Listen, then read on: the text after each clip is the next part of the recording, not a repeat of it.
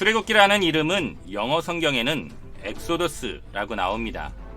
이는 70인역 헬라어 성경의 제목인 엑스호도스에서 나온 말입니다. 엑스호도스는 벗어나다 라는 뜻의 엑스와 길이라는 뜻의 단어 호도스가 결합해서 길에서 벗어나다, 즉 탈출이라는 뜻을 담고 있습니다. 한글 성경도 이에 영향을 받아서 애굽에서의 탈출을 기록한 책이라 하여 출애굽기라고 부르게 된 것입니다. 즉 하나님께서 세우신 모세를 통하여 이스라엘 민족이 애굽에서 탈출해서 약속의 땅 가나안으로 나아가는 여정을 담고 있는 그 책이 바로 출애굽기입니다. 출애굽기는 하나님께서 이스라엘 백성을 선민, 즉 하나님께서 택하신 백성으로 부르셨다는 주제를 담고 있습니다. 하나님께서는 아브라함 한 사람을 택하여 이삭, 야곱, 그리고 요셉을 거쳐 이스라엘 백성을 세우셔서 궁극적으로는 온 세상 사람들을 구원하시려는 계획을 세우신 것입니다. 출애굽기는 이러한 계획 가운데 이스라엘 백성들을 세우시고 그들을 하나님의 백성으로 훈련시키시는 과정을 담고 있습니다. 출애굽기의 내용은 다음과 같습니다. 먼저 1장부터 4장까지에서는 애굽 땅에서 노예 신분으로서 고된 노역으로 인해 고통과 신음으로 가득 찬 삶을 살아가는 이스라엘 백성들의 모습이 나옵니다. 이들을 구원하기 위해 하나님께서는 모세를 부르시고 이스라엘 백성들에게 보내십니다. 5장부터 12장까지에서는 출애굽을 시도하는 민족의 지도자 모세와 이를 반대하는 바로왕의 맞대결이 10가지 재앙의 과정을 통해 기록되어 있습니다. 이는 진짜 하나님 야훼 신과 가짜 우상들인 애굽 신들과의 맞대결처럼 보이지만 사실 하나님을 대적할 만한 어떤 것도 존재하지 못했습니다. 유일한 하나님, 전능자 하나님이 나타나셔서 10가지 재앙을 내리심으로써 세상의 거짓 신들을 무릎 꿇게 하시고 결국 이스라엘 민족을 해방시키십니다. 13장부터 18장까지에서는 출애굽 이후의 광야에서의 삶을 다루고 있습니다.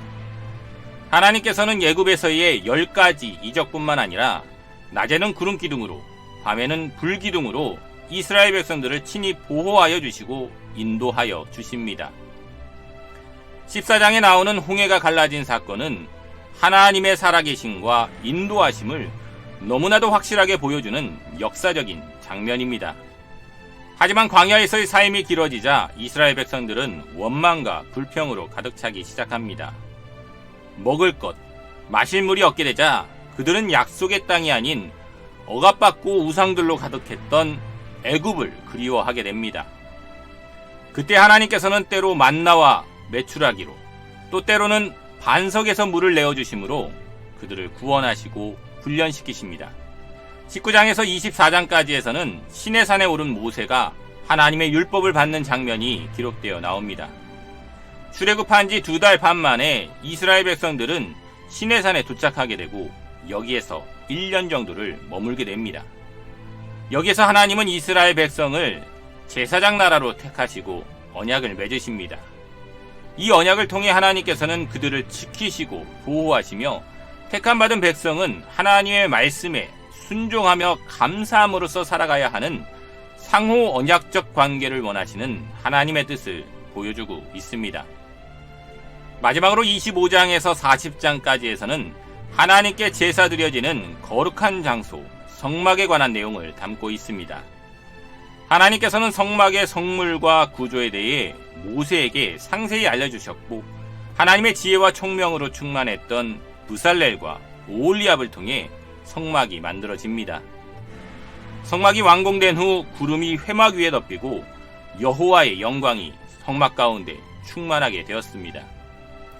출애굽기는 인간의 죄로 인한 고통과 아픔이 가득한 이 세상 가운데서 우리를 택하시고 부르셔서 하나님의 백성으로 세워주시는 인생의 여정을 보여줍니다. 더 나아가 우리가 가야 할 곳, 하나님께서 우리를 위해서 예비하신 약속의 땅으로 나아가는 과정에서 우리가 훈련되고 변화되어야 할 모습을 보여주고 있습니다. 그러므로 출애굽기는 현재 이 세상에서 약속의 땅, 하나님의 나라로 나아가기 위해서 하나님의 백성으로 준비되고 훈련되는 삶을 살아가고 있는 우리 모두가 반드시 묵상해야 할 귀한 말씀인 것입니다. 그런 하나님의 부르심과 인도하심을 기대하며 이 출애굽 여정을 함께 나아가 봅시다.